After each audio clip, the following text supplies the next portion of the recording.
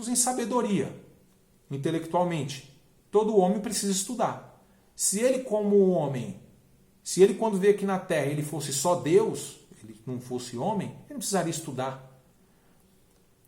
E crescia Jesus em sabedoria e em estatura. Ele crescia, se desenvolvia fisicamente. Ele precisava comer para poder se desenvolver. Então ele crescia intelectualmente, ele crescia em estatura, fisicamente, e em graça para com Deus. Ele crescia espiritualmente. Jesus, como um homem, aqui na Terra, como eu e você, ele teve que crescer espiritualmente. Ou seja, ele tinha que se relacionar com um Deus assim como nós nos relacionamos. Ele tinha que meditar na palavra de Deus, ele tinha que orar, ele tinha que jejuar, ele tinha que vigiar. Tudo porque ele era um homem, porém ele era um homem perfeito porque não tinha pecado nele. É isso que Lucas traz. Então ele crescia em sabedoria, ele tinha que se preparar, intelectualmente. Ele foi para a escola na infância dele, ele teve que aprender a Torá, ele teve que ir para o templo, ele teve que aprender as escrituras. Ele crescia em estatura fisicamente, ele foi crescendo, como todos nós, nascemos, crescemos e nos tornamos adultos. Ele crescia em graça, tinha que relacionar com Deus, e ele crescia em graça para com Deus e com os homens. Ou seja, ele crescia socialmente, ele se relacionava socialmente. Essas eram as características de Jesus. Isso mostra ele como um homem e um homem perfeito. Ele tinha todas as características de nós, todas as características que nós temos. Ele tinha que crescer em todos os aspectos. Jesus, como um homem, ele dormiu. Os irmãos, Mateus 8, 24. Os discípulos estavam no barco, ele também estava no barco, veio uma grande tempestade e Jesus estava dormindo no barco. Como homem, ele se cansou e precisou dormir. Mateus 4, 2, ele teve fome. Quando, depois que ele é batizado no Rio Jordão, ele é levado pelo Espírito para ficar 40 dias e 40 noites no deserto, a Bíblia diz que depois desses 40 dias e 40 noites ele teve fome. Isso indica, irmãos, que ele tomou água.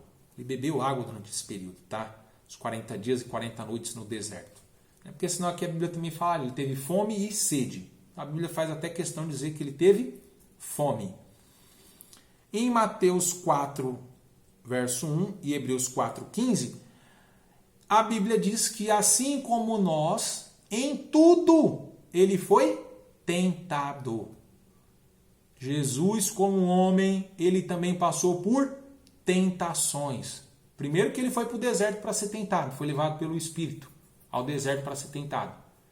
E Hebreus 4,15 diz que em tudo, e aqui, irmãos, tudo engloba tudo, não exclui nada. Tudo é tudo. Sabe o que isso significa? Que Jesus foi tentado até mesmo na área sexual. É isso mesmo.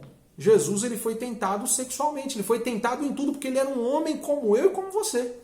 Porém, um homem sem pecado. Ele nunca caiu em nenhuma tentação. Mas ele passou por todas as tentações. Sabe por que ele passou por isso?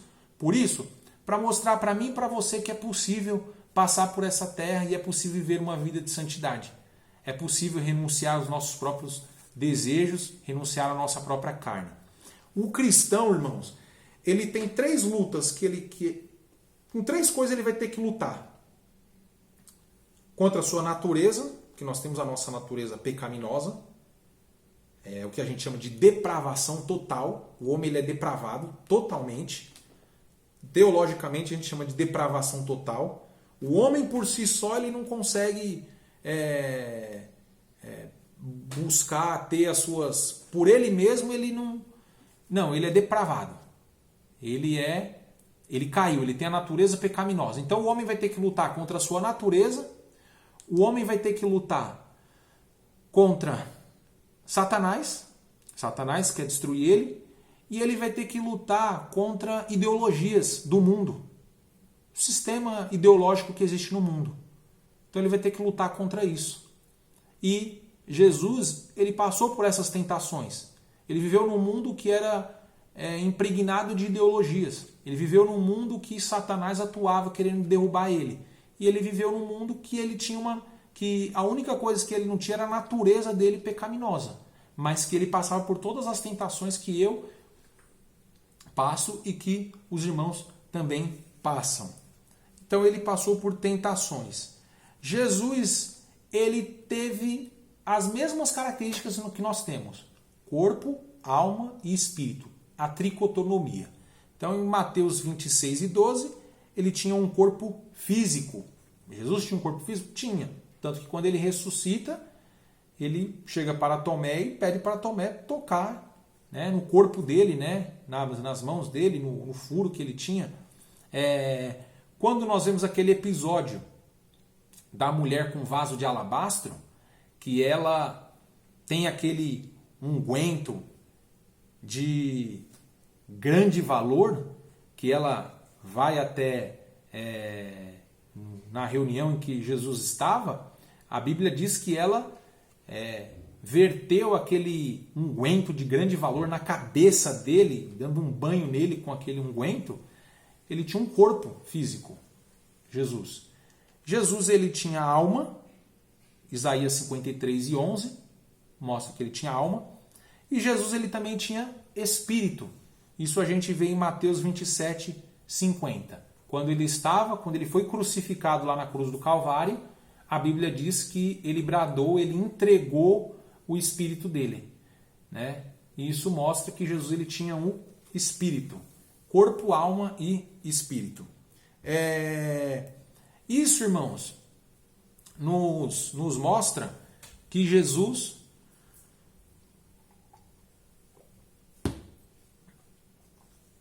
era um homem como eu e como você, sujeito às mesmas limitações, às mesmas falhas. Porém, e assim como homem, ele precisava buscar a Deus. Nós acabamos de ver que Jesus, ele era um homem. Ele tinha todas as características de um homem. E assim como nós, ele também precisou buscar a ajuda do alto. Ele precisou buscar a ajuda divina. Ele precisou se preparar espiritualmente como um homem. E, irmãos, Jesus como homem, ele nos dá alguns exemplos para que nós tomemos cuidado, para que nós busquemos esta perfeição. A Bíblia diz que a vida do justo é como a luz da aurora, que vai brilhando cada dia mais e mais até ser dia perfeito. Nós não somos perfeitos, mas nós temos que buscar a perfeição. Nós não somos santos, mas nós temos que nos santificar. Nós temos que a cada dia buscar a santificação. É por isso que Paulo, quando escreve na sua carta, ele escreve sua carta aos Coríntios, ele cita os irmãos, ele se dirige aos irmãos dizendo aos santificados. E essa é a nossa vida. Nós temos que buscar a santificação, nos santificar. Essa é a vida do cristão. E aí, irmãos, como é que a gente tem que fazer para ser igual Jesus? Nós temos que imitar a Jesus, nós temos que ser pequenos cristos, né? Imitar a Cristo. E Jesus, ele nos traz alguns exemplos. Como homem, irmãos, o que ele teve que fazer? Ele teve que ser revestido do Espírito Santo. Quando a gente vê em Marcos capítulo 1, versículo 9, logo quando ele é batizado no Rio Jordão, a Bíblia diz que e o Espírito que como pomba descia sobre ele. Jesus teve que ser revestido com o Espírito Santo para só então iniciar o seu ministério. E isso, irmão, se nós quisermos buscar estas características de Cristo, ser um homem perfeito, nós temos que buscar o Espírito Santo. O Espírito Santo é uma necessidade nas nossas vidas. Só com o Espírito Santo nós vamos conseguir vencer os desejos da nossa carne, passar pela tentação, é que nós vamos conseguir vencer a nossa natureza pecaminosa, é que nós vamos entrar na direção de Deus. E Jesus, ao iniciar o seu ministério, ele teve que receber o revestimento do Espírito Santo. Jesus também, ele teve que viver uma vida de oração. Quer ser um homem ou uma mulher perfeita? Busque o Espírito Santo e tenha uma vida de oração. Ah, é, irmão Ivan? Olha Jesus, em Lucas capítulo 12, versículo 1, a Bíblia diz que ele subiu ao monte a orar e passou a noite em oração. Sabe o que ele estava fazendo aqui? Antes dele escolher seus discípulos, para que os seus discípulos continuassem a pregação do Evangelho, ele passou uma noite inteira orando. Irmãos, passou a noite inteira orando. E a gente toma decisões assim, faz escolhas decisivas na vida, sem consultar a Deus. Sem consultar a Deus. E muitas vezes, quando vai consultar, faz aquela consulta já intencionada.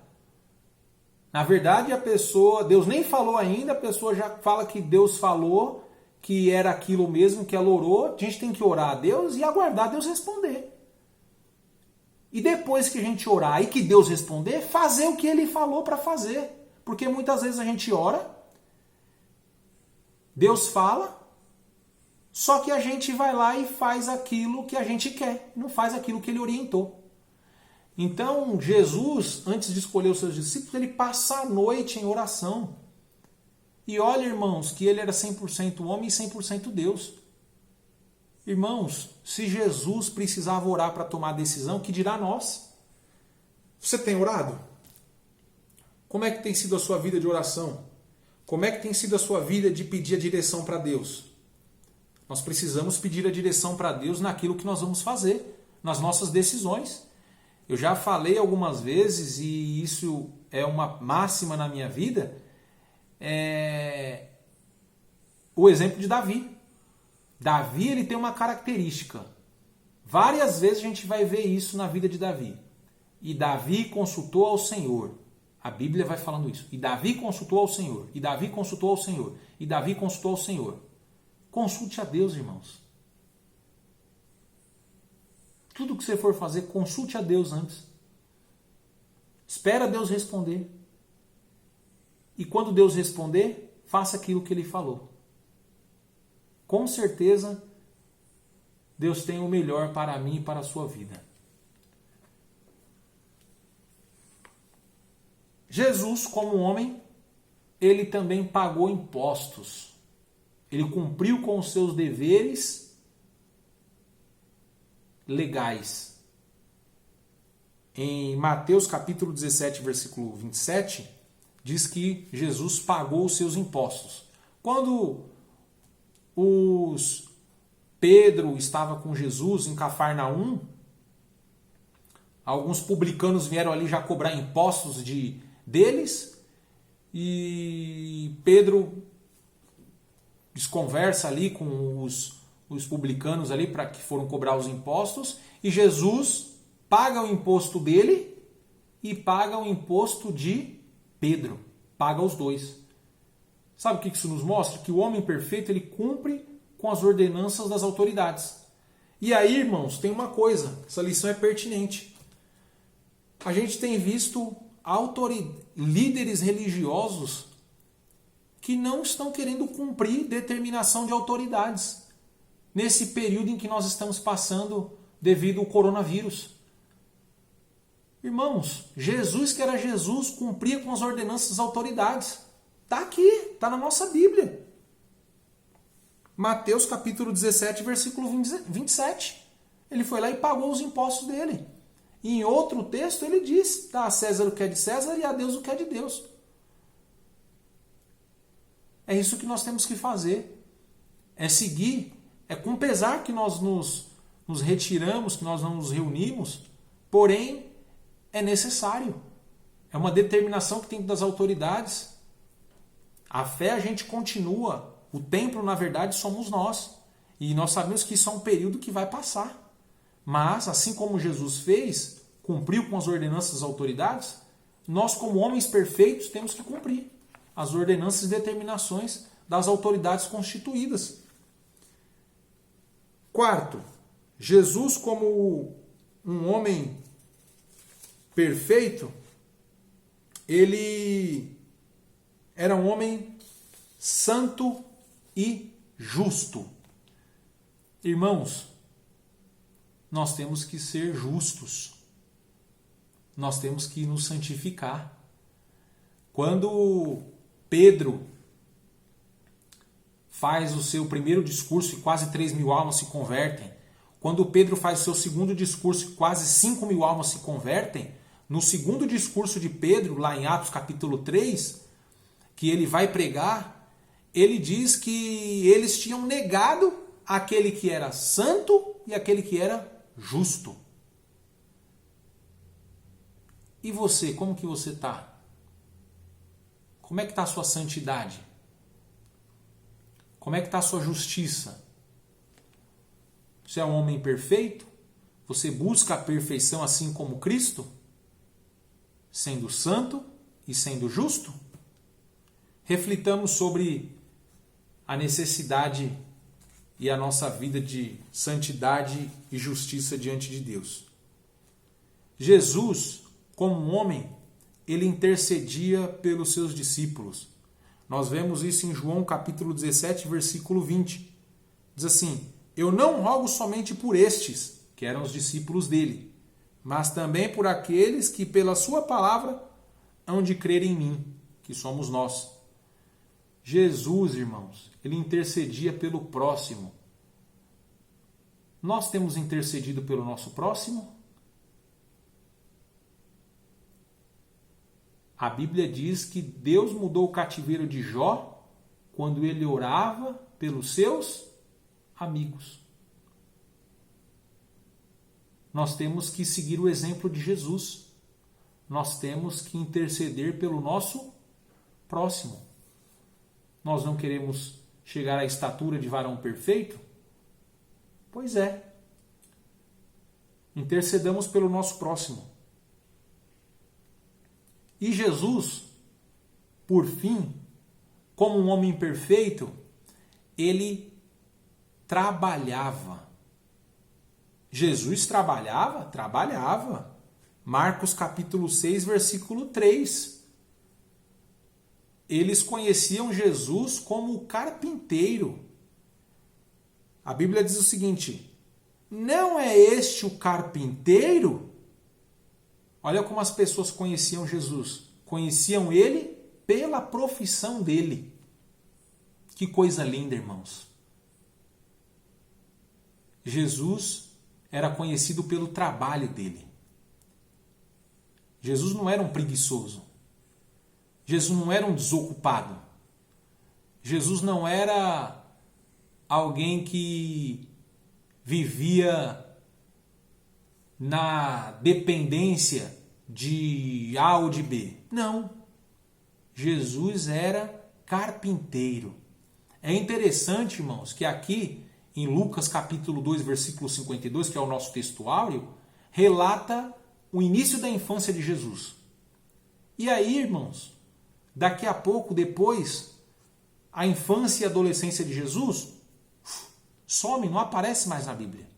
Depois Jesus só vai aparecer quando ele está sendo batizado no Rio Jordão por João Batista.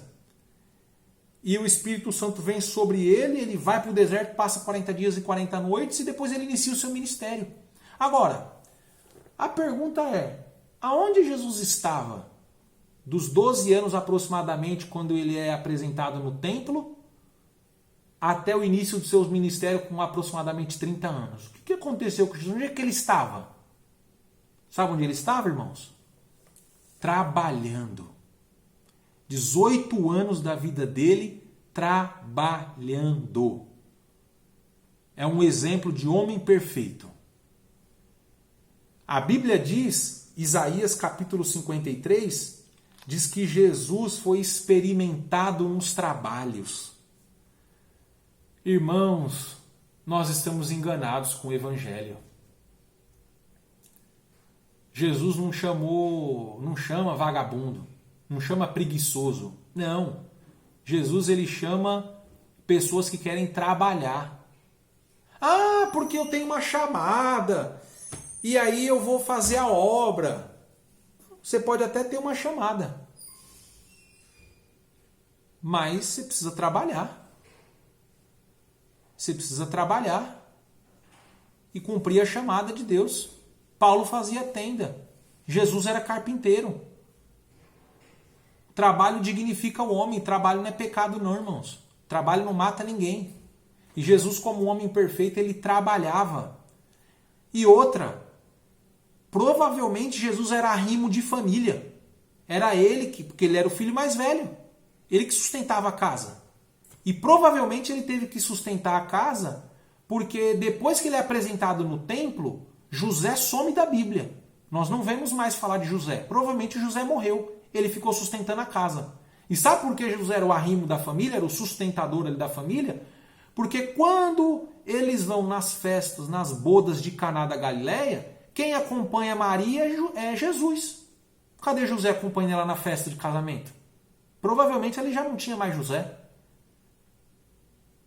Nós estamos enganados com o Evangelho.